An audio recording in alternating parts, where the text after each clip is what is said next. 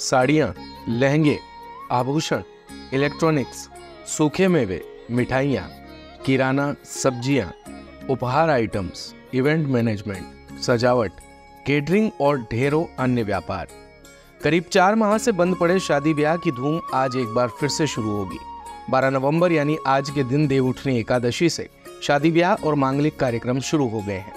देवउठनी एकादशी पर ही भगवान विष्णु अपनी निद्रा से जागते हैं, जिसके बाद मांगलिक कार्य का प्रारंभ होता है। लेकिन बाजारों में रौनक बढ़ जाती है देवउठनी एकादशी से पहले ही। ऐसे में दीपावली से बाजारों में देखी जा रही चहल पहल बदस्तूर जारी है।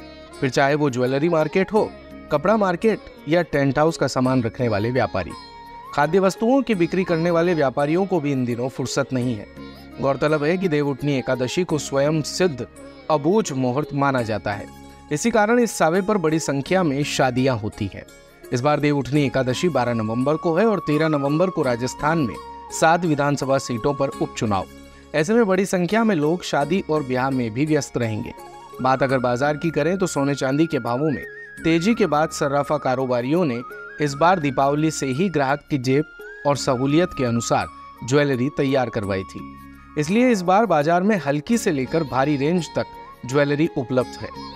इसी तरह राजधानी जयपुर हो, जोधपुर, उदयपुर या कोटा, पूरे प्रदेश के व्यापारी शादी ब्याह के सीजन को लेकर उत्साहित है।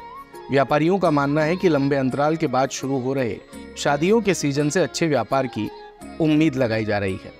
इसलिए आज से खाद्य व्यापारियों ने इस बार पूरा स्टॉक दुकानों पर रखा हुआ है। दीपावली का त्योहार निकलने के चलते भी बाजार में बूम है। हालांकि ग्राहकों ने महंगाई को देखते हुए अपना बजट सीमित किया है, लेकिन बाजार में चहलकदमी रहना एक अच्छा संकेत माना जा सकता है। अमर उजाला की एक रिपोर्ट को माने तो इस बार 12 नवंबर से 16 दिसंबर तक चलने वाले 60 दिन के शादी के सीजन में करीब 48 लाख शादियां पूरे देश में होने की उम्मीद है और इन शादियों की वजह से बाजार में 6 लाख करोड़ रुपए का कारोबार होने जा रहा है। Confederation of all India traders यानी केड का दावा है कि इस वर्ष मात्र 60 दिन में यानी नवंबर दिसंबर में 48 लाख शादियां होने की उम्मीद है, जिसके जरिए 5.9 लाख करोड़ रुपए का व्यापार होगा। अकेले दिल्ली में ही 4.5 लाख शादियों से 1.5 लाख करोड़ रुपए के व्यापार का अनुमान है। बात अगर समूचे राजस्थान की करें तो इस बार अच्छी बारिश हुई है, जिससे फसल भी ठीक रही और बाजार में पैसा आया है।